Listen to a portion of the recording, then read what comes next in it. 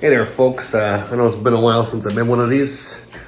And well, that's because I've been in prison. And I learned a few things in prison, a couple, 2, 3 things. One of them is how to make pickles. Well, how do I make pickles, you ask yourself? Well, this is how you do this.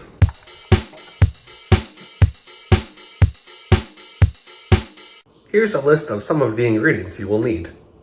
Salt and sugar, peppercorns and dill, vinegar and water, Neelix and baby cucumbers, Blackhawk's beer, mason jars.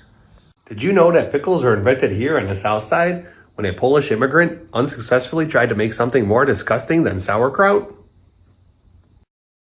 First, add a teaspoon of peppercorns and dill. Just a little bit per jar. One of the jars I will add hot peppers because I am a glutton for punishment. Next, rinse your cucumber and add them to the jars.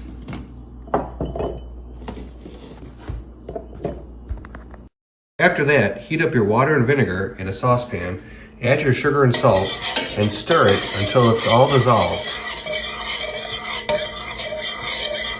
Finally, add the liquid to the jars.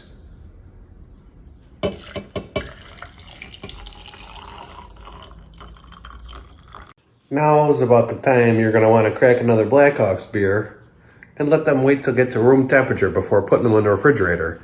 And it'll take about 5 to 6 days before the pickles are ripe for the eating. Now I hope you learned a lot today about making pickles. And I just want to tell you one thing, which I haven't said in a while. Go Cubs.